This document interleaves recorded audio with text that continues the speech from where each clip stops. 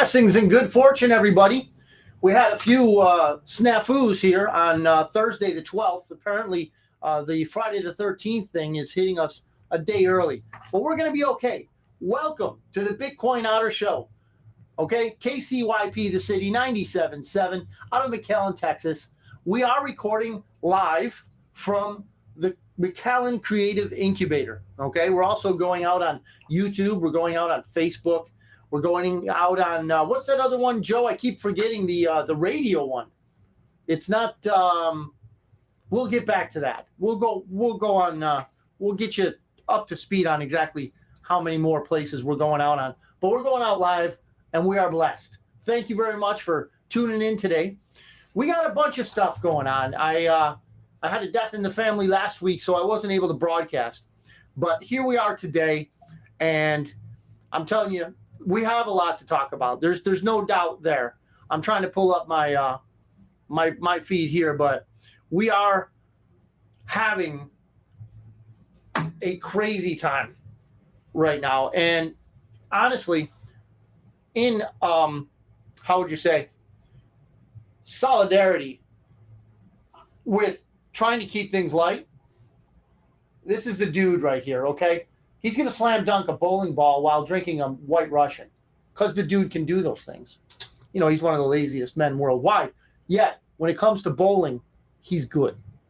Now, we do have a lot of things to talk about, but as you well know, we're going to start out with some simple things, some things that we use as sort of like a barometer, sort of an index to let us know how things are going. And we do know that there is light at the end of this tunnel. We do know that we're going to come out of this this craziness we got going. So I'll tell you right now that things. Ian, I see you up there, Ian. Thank you very much for tuning in. We may not have the how would you say, the best scenario going on for us right now in the world, but things are going to be better. I guarantee you. As I said about the barometer, gold prices, silver prices, and Bitcoin prices. Let's see what's happening here. Gold is at $1,880 per 1 ounce of gold. Silver, $22.05. Silver is pretty low. If you were thinking about pulling the trigger on buying a little bit of silver, do it now.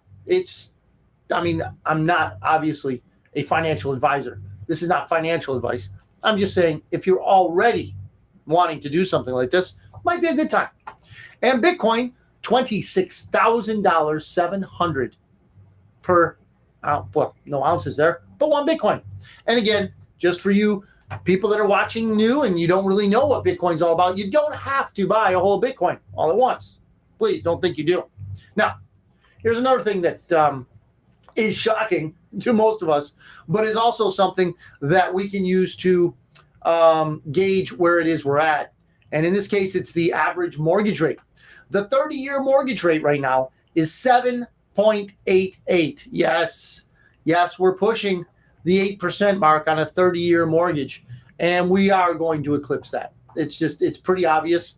You can pay somebody to tell you that it won't, but you don't have to pay me, and I'll pretty much tell you that, yeah, it's gonna go over 8, and some people think it's gonna go up a lot more. That being said, the 15-year rate is it's better, 7.03.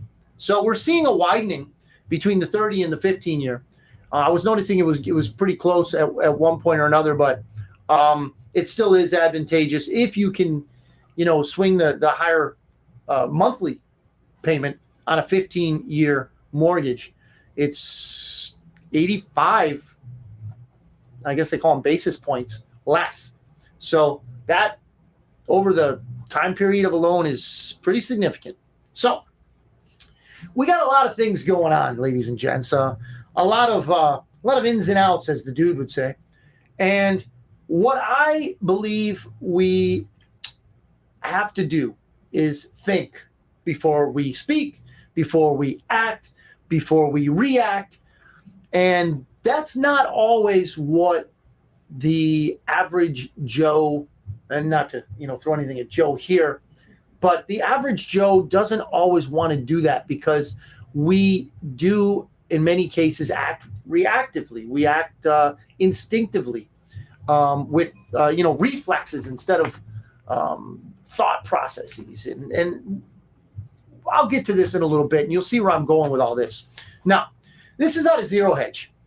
So this headline says, life in America has never been more unaffordable than it is right now.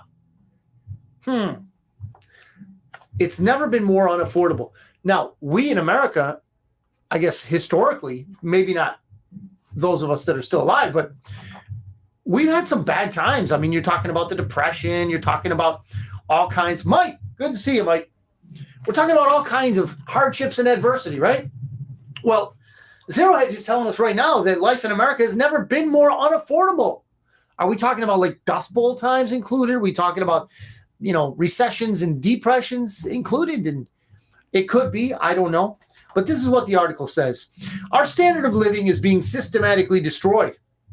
But for a lot of years, many Americans didn't fully understand what was taking place because it was happening so slowly. This is key, ladies and gentlemen. The boiling the frog thing is all over with. We are thrown into this boiling cesspool. Oh, just the thought of that. But that's Bidenomics for you. But now we have reached a stage where the purchasing power of our money is collapsing and the cost of living has become exceedingly painful. Thanks to our rapidly rising cost of living, the middle class is becoming the impoverished class, says Zero Hedge. And the poor are increasingly being pushed out into the streets. This is something, I'm just going to break this in half here, this article. Something amazing to me is that while our poor, Tammy, good to see you.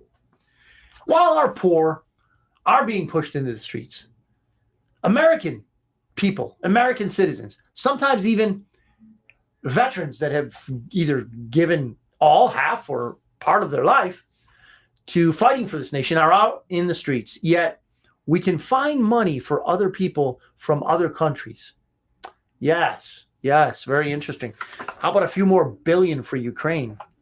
Anyway, if we do not find a way to turn these trends around, it won't be too long before we have tremendous societal turmoil on our hands. Oh, you better believe it's coming, especially in this election year. Earlier today, I came across an article about a woman that found a receipt from Burger King that was dated August 10th, 1986. This is, again, from the Zero Hedge article. At that time, this is August 10, 1986, ladies and gents. At that time, you could buy a Whopper for just $1.54. Wow. $1.54. What are they now? They're crazy. They're like over $6, Joe. It's like over $6, I think, for a Whopper or something like that. I don't usually go to Whataburger. I don't usually go to Burger King since we have Whataburger. See, it's the first thing on my mind when I think burgers, Whataburger. Why would I think Burger King? But anyway, it's not like it used to be. Prices, that is. Now, this is from News Nation. Okay, we're hearing a lot of things about the economy and how ugly it is, and you can understand why. All you have to do is go to the gas pump or the grocery store. But some of the other things that are going on are, how would you say, symptomatic of a country gone awry, a government, in my opinion, vastly overwhelmed by issues and situations for people who really don't know what the heck's going on. Ivan, good to see you. Al's not on. He doesn't like it when I tell everybody he's on. So Al's not on. So this is from News Nation, and it's about the border. Some of you may know about this. Abandoned 2-month-old found by Rio Grande Border Patrol. Yeah, this is a little bit old, but I figured since I didn't do the show last week, I want to bring this up because we here in the Valley have a lot of people that are very closely connected to the border. So a 2-month-old baby was found by the Rio Grande City Border Patrol agents, that particular station. After being abandoned at the southern border, officials said Tuesday, agents reacted quickly in rendering medical aid to the vulnerable infant. The U.S. Border Patrol Rio Grande sector, which covers the southeast Texas, said on Facebook. Last month, News Nation reported that the number of unaccompanied children arriving at the U.S.-Mexico border is the highest it's been since December of 22. Federal statistics from August showed a 73% rise in unaccompanied minors crossing the southern border compared to June. So what do we see, ladies and gents? We see people. We see young people. We see infants. We see all kinds of vulnerable human beings being trafficked, being smuggled, being pushed across this border, and pulled across the border. Why do I say pulled? Some people are like, what do you mean pull? How do you mean that, Otter? Well, there are certain things that our government does to draw illegal aliens into our country. They're drawn in. Well, how? What do you mean? Well, let me give you an example. And this is all just so everyone knows, and this is very clear and above board. This is what's called OSINT. This is open source intelligence, meaning it's stuff that's reported on the news. I'm not, I don't have any sources. I don't have any inside info on this. Okay. What's going on is this. And this was on Tucker, if you want to know the source. Tucker Carlson had an interview with either a current or a former HSI, Homeland Security. I can't remember what it was, but he was somewhere in the Homeland Security Department of, right? So basically, this is what happens. An illegal alien, let's just say a family unit, comes into the United States. Upon arrival, they're given a few things: a phone and a debit card. Okay. Now, that debit card is filled with money, depending on how many people you have in your family. So as you arrive, you are receiving this debit card. For every person in your family, you will receive $2,200. Every person in your family, let's say you come over, and I'm not going to do the math. I think you get it. 3 people, 4 people, more money, right? Now, it doesn't stop there, ladies and gentlemen. You will also receive plane tickets to the destination anywhere in the United States of your choice. Yes, on the government, on you. So, Yvonne says, for years and years, I had never figured out why all those billions and billions of dollars go out all over the place outside the nation. Yeah. Instead of helping U.S. citizens, like our veteran and homeless, now I understand. A lot of that money goes back to those corrupt politicians in Washington. Yvonne, you, my friend, have it. If I had a dinger, ding, ding, ding, ding, ding, ding, ding, ding, ding, all over that, all day long, buddy, all day long. If you're Republican or Democrat and you're serving in, I shouldn't even say serving, if you're benefiting from the smorgasbord of crime in the U.S. District of Columbia, you're becoming fat on the largesse of American workers. I'm sorry to say that. I'm not in any way being partial or fractional. It's Republicans and Democrats. And until they come up with another party that we can bash because they're going to be corrupt too, then we'll go there.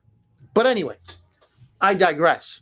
So if you get over here, you're illegal, you got a family, they give you the $2,200 for you, $2,200 for every member of your family, and a ticket to go wherever you want to go. And then here's the jackpot, ladies and gents. Here it comes. Every single month, that $2,200 comes ding, ding, ding into that debit card. Yes, I am not kidding you. Check out Tucker Carlson on X. He interviewed this guy. It's not coming from me. Check it out. Insane. Too crazy. Now, this is interesting here. This is coming from the Daily Caller. Biden admin investigating official accused of being Iranian spy after previously saying she was properly vetted. How does one get properly vetted in the Biden regime anyway? Is it a matter of money, perhaps? I mean, do you pay up front? I don't know how that works. But you have to be Ukrainian? How do you get properly vetted? I mean, what is properly vetted? to someone on, the staff of a Biden / Obama administrative position. What do they do? Do they ask you questions? Name, phone number, bank account. Is that it? I mean, I don't know. How do they vet? Extremely interesting. So it says the Biden administration, again, Daily Caller, the Biden administration is investigating a top Pentagon official for her alleged ties to an Iranian influence network after previously saying on Wednesday that it was honored to have her serve. No, I think it was profited to have her serve because there's a profit involved. Yes. So Chris Meyer, Assistant Secretary of Defense for Special Operations and Low Intensity Conflict, confirmed during a congressional hearing that the Pentagon is actively looking into whether Ariane Tabatabai, no, I'm sorry, I didn't say that right, Tabatabai, a high-level Pentagon official, again, there's that term, a high-level Pentagon official, this Iranian spy, did I say spy? Was a high-level Pentagon official, okay? Well, they say she was properly vetted. I don't know if that's a good game. I don't know what that entails. As Tabatabai stands accused of working for an Iranian influence network. When asked about Tabatai's ties to Iran, thanks, Daily Caller, the Pentagon previously told the Daily Caller News Foundation and other media outlets that she was thoroughly and properly vetted, and there it is again. And it was an honor to have her serve. Now, how many times do they have to be honored? Jackie, glad to see you. Mingo the Merciless is on. And Tammy says, what a joke, corruption at its finest. I agree with you, Tammy. It is corruption at its finest because you know why? Republicans and Democrats are involved. That's why. That's why it is at its finest. Now, if you want to go, you know what? I think Mexico's got a bad rap. If someone says, and they're probably right, that Mexico's government is corrupt, what would you say about ours? I would say that we took it to the pro level, the professional level, the big leagues, if you will. So apparently, and there's more to this, ladies and gents, and you'll probably only hear it here because it's being buried as we speak. But yes, there is ongoing an Iranian spy in the Pentagon, at least one that they know of, and the Daily Caller called out this woman. And, she's probably one of those, I saw a picture of her. Let's just say, check out the Daily Caller. I won't get into any more details there. Anyway, here's another issue that's popping up. Sabotage. Leak in the submarine gas pipeline. This is, I believe, I didn't write it down here, so I'm going to go with the Gateway Pundit. A leak in the submarine gas pipeline between Finland and Estonia was deliberate act. Yes, officially, a deliberate act. Damage came after a year after Nord Stream explosions. So they're messing around with Europe again. Ladies and gents, we're going into winter. Winter in Europe is cold. Winter in Europe without gas is colder. Yes. So if you don't think that these things are being purposely done, try investigating a little further, because there are a group of people that don't want any comfort to come to the regular people. I know it sounds, it's diabolical, Otter. It's a conspiracy theory set by a bunch of people that are paranoid. Well, there's a couple things about that, but anyway, here's what the article says. As winter approaches, and a little over a year after the Nord Stream pipeline was sabotaged, according to Pulitzer Prize-winning author Seymour Hersh, he said the U.S. did it. It's us, the U.S. And he has very, very good evidence for that. A new disruption in European energy pipelines is reaching the headlines. The Finnish government said today, October 10, that a submarine gas pipeline has been damaged and started to leak in what very much appears to have been a deliberate act. Yeah. A telecommunications cable connecting Finland and Estonia under the Baltic Sea was also damaged. So not only did they damage the pipeline, they damaged the communication line that would have told them, hey, your pipeline's damaged. They're pretty thorough. The Baltic Connector gas pipeline was shut on Sunday for leaking from a hole in the 48-mile pipeline, 48 miles. Finnish operator Gasgrid stated that the damage could take months to repair. Going into months of winter, harsh temperatures, climate, it could take months to repair. Something's up, ladies and gentlemen, and it's not good. So now, I have spoken about a lot of things, and there are a lot of things going on, and they need to be touched on, such as this sabotage in a gas pipeline and things of that nature. Now, what I want to talk about here is something that has been going on. I guess it's the elephant in the room kind of thing. So we all know what happened in Israel. We all have probably seen many videos. We've probably read many articles. We've probably listened to horrific accounts of what occurred there. If you know me, and most of you do, or if you've watched this show, you know that I like to have a wide range of perspectives. Now, I have my own opinion, and when I come on the show, I am obviously very opinionated. But when it comes to things like this, I first of all caution myself, and I would caution anyone else. Before a knee-jerk reaction, before a let's kill them all type of reaction, and please don't get me wrong, I'm not saying that there is never a place for the let's kill them all, depending on who they all are. We have to think, ladies and gentlemen, we have to engage our thought process, which is what many of the parasite class that run this world don't want us to do. If we don't allow our thought processes, if we don't allow the logical chain of evidence to stream across our mindscape, tapping into sources of information, using your experience, using the ability you have to think that God gave you, to try and put things together in such a way that it makes sense or it's more plausible than other ways. If we don't use this process and we repeat or regurgitate what it is that others tell us about events like this, we may live to regret it. Here's what I mean. If you are a person that believes, like many do, especially on social media, that the Gaza Strip should be made into a parking lot, it should be liquefied, it should be Nagasaki and Hiroshima 10 times over. If you're one of those people, remember that there's children and there's women there. First things, always remember the human aspect of any conflict, right? So there are humans there.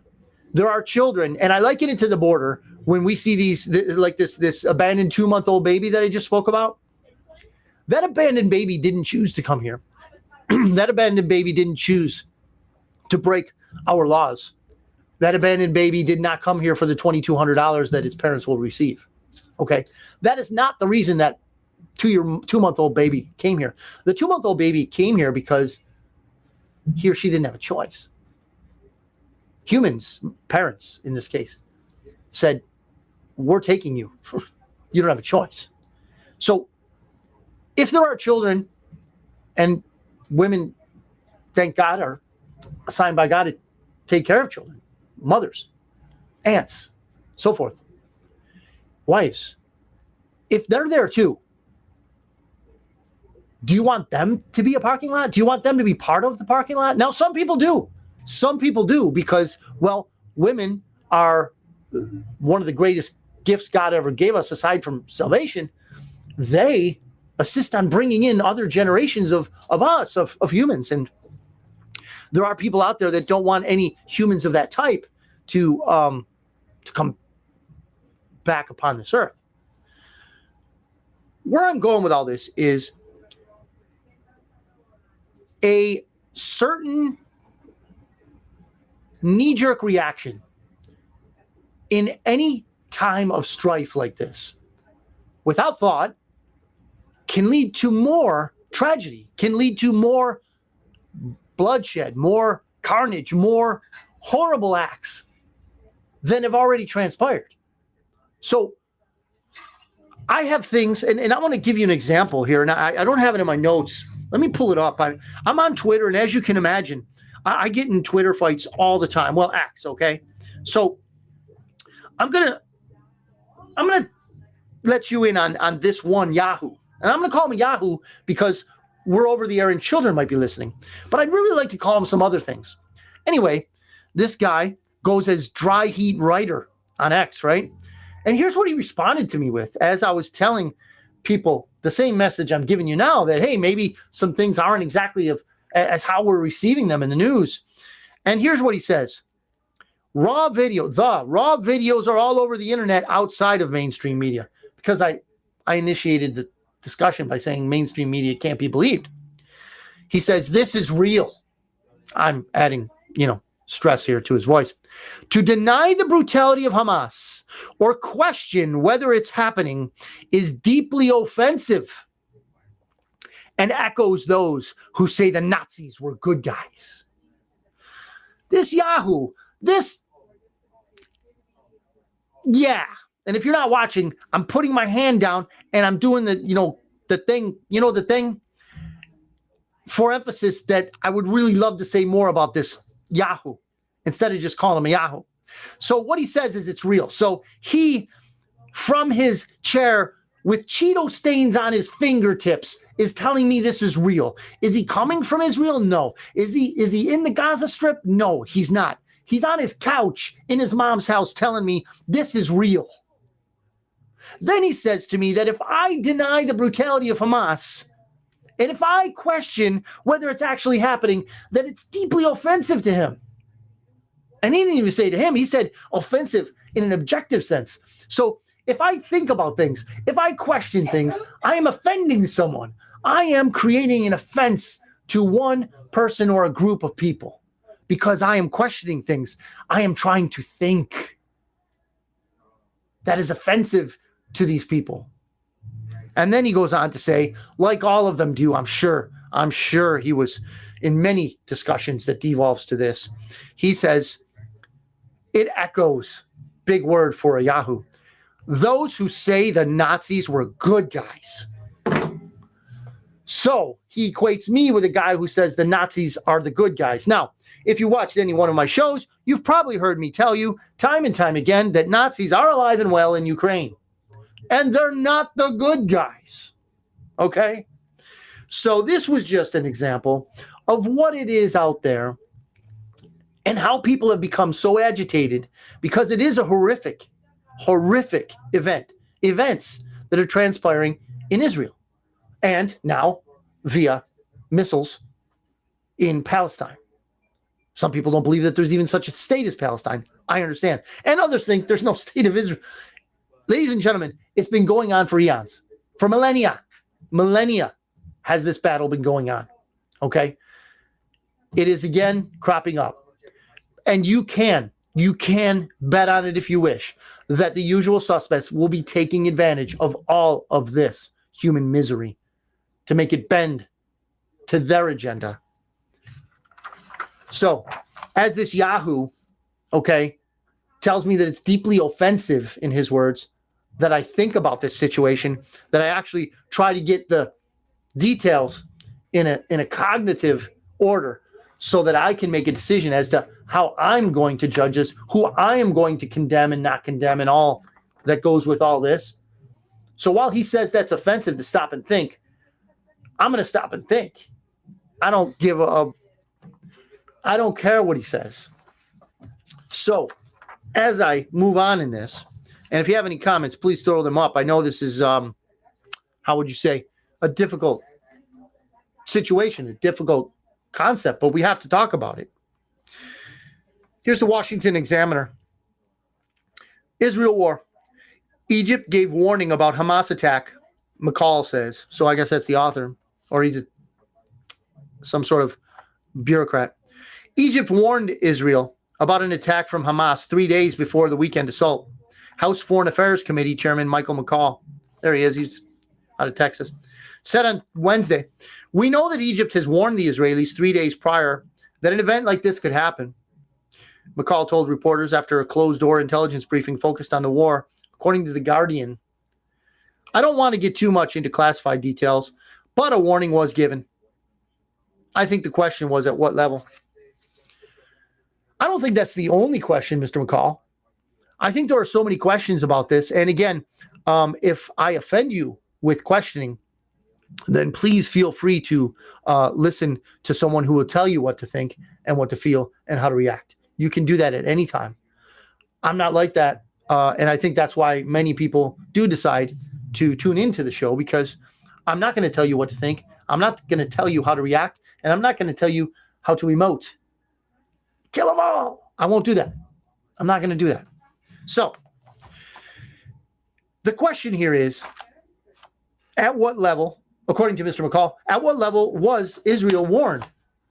Well, I'm going to go a little deeper here, because when we say Israel, it is automatically noted that they have the best intelligence apparatus in the world in Mossad. The best. Perhaps second best is the international conglomerate of the Five Eyes. Okay. So they've taken 5 different nations, to include the U.S., okay, brought all of their intelligence apparatus together as an overarching search engine, if you will, to find bad guys and intelligence of all sorts throughout the world. They didn't hear a peep. 1. 2. This attack occurred on the 50th anniversary of the Yom Kippur War. You think that's a trigger date? You think that might be something where they might want to notch up the alert a little bit? This is what I mean by thinking, ladies and gentlemen. Think first. I'm not the smartest guy in the world, as you can see. But thinking is almost always, unless it's in a life or death situation where you got to fight or you got to flee, thinking, and then you got to rely on training and experience. Thinking is almost always the best route. So what I'm getting at is this. There are issues about this whole thing that need to be addressed. And if we don't address them, maybe we ought to hold back on a judgment call or a vendetta of death. Perhaps that's just me. So if you remember, there was an attack. I believe the first strike perhaps might have been. I'm not sure. But there was like for lack of a better term, a hippie festival, a music transcendental, whatever they called it, festival in the desert. Okay. People like to do that. They just go in the desert and they do things. I don't know. So it was called the Supernova Sukkot Gathering. Okay. And it was a weekend-long outdoor trance. This is according to one of the news outlets. I can't remember exactly which one I got it off of. I apologize for that. I can go back and hook you up with that. But open source, of course. It was a weekend-long outdoor trance music festival that began on October 6, 2023. Oh, I'm sorry. This is from Wikipedia. Wikipedia has this, if you'd like to look this up. And Wikipedia, as you well know, changes. So it took place in the western Negev desert, approximately 5 kilometers from the Gaza-Israel barrier, near the Reim kibbutz. Okay. Now it was produced, says Wiki, by an organizer called Nova, also referred to as Tribe of Nova. It was the Israeli edition, the pre-festival event, that was started in Bahia, Brazil, 23 years ago. Okay, that's a little background. Okay, and they call it a Psy Trance Festival, whatever. This is one of the important parts. The organizers switched to the site only 2 days before, after the original location in southern Israel did not work out. So 2 days before it switched, it was in one place, and then in the place that the Hamas attackers, okay, some of them, I don't know if you've seen the video, they're on these like,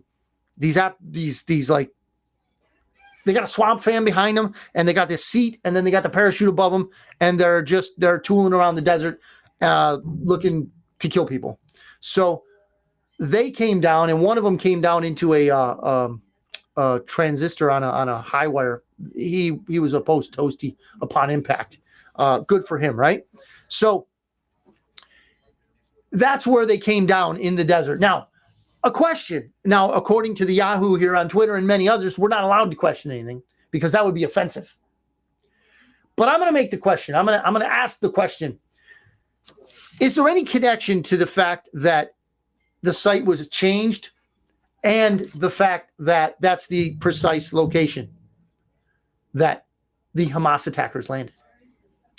That's a question, ladies and gents. I'm not going to pretend I have the answer. I'm just saying we ought to ask questions. Ask questions about this stuff. Scheduled to coincide with the Jewish festival of Simchat Torah, the rave, it was a rave, I guess, too, was built as a celebration of friends, love, and infinite freedom. The festival site had 3 stages, a camping zone, and an area with a bar and food. Attendees described the crowd as mostly consisting of Israelis aged 20 to 40 from across the country. Attendance was reported at 3,500, but figures may vary. Security guards and police were present at the festival. So, why was it changed? That's a question we need to ask. Don't pretend to have the answer. Was that site that Hamas landed on the original site in their attack plan? Don't have that answer either. Mind you, some people do. Mind you, I doubt that there's anyone in either high levels of Mossad or Five Eyes that don't know these answers. I don't. So these are the things, ladies and gentlemen, that we have to ask ourselves. And one of the things we have to remember about these issues, we will be forced into, if we allow it to be, we will be, if we allow ourselves to be, we will be forced into a kill them all attitude at some point or another. Because the people who run this whole show, and I have another word before show, that's a 4-letter word that I love to say right now. Let's just use Clown World. People who run Clown World, they want us to react in a certain way. They want us to think in a certain way, and they would love it if we killed each other. It would save them the money and the effort. But we're not going to do that, ladies and gentlemen.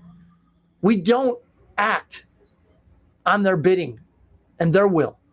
We have free will. And if we really get evolved, we give over that free will to God who created us.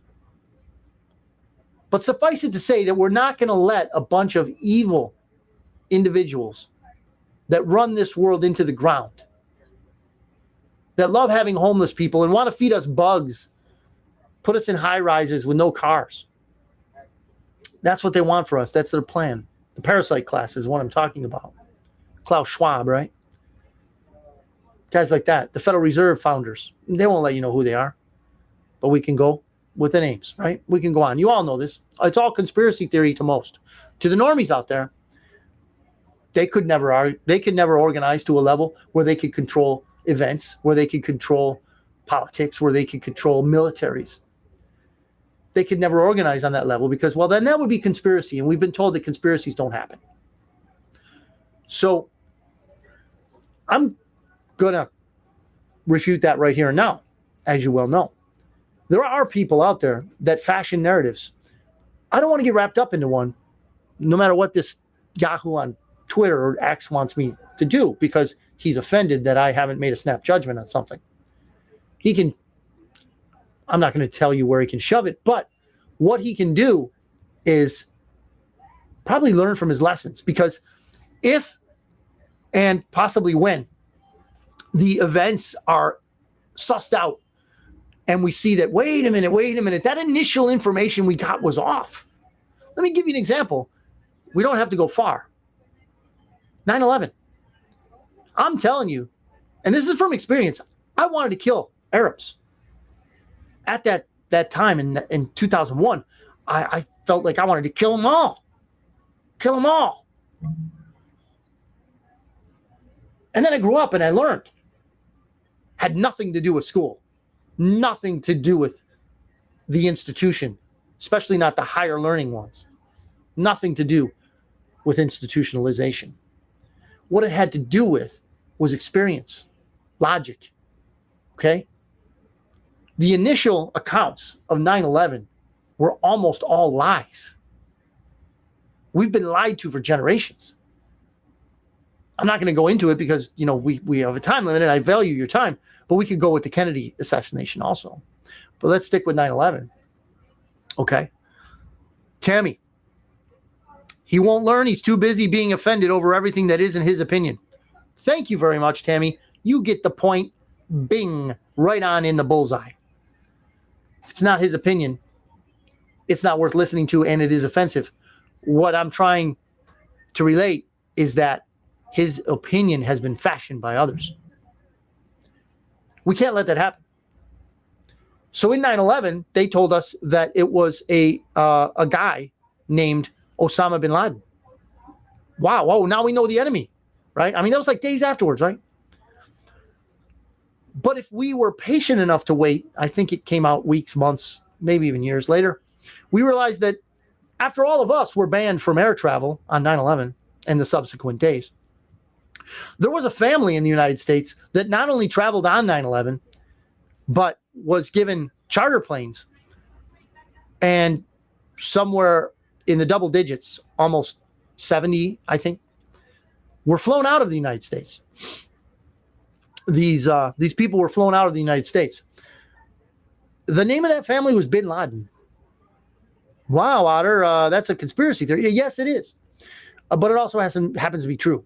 Because I'm telling you right now, ladies and gents, the conspiracy theorists are batting 1,000 compared to the news, to the mainstream media, who lie to us every single day.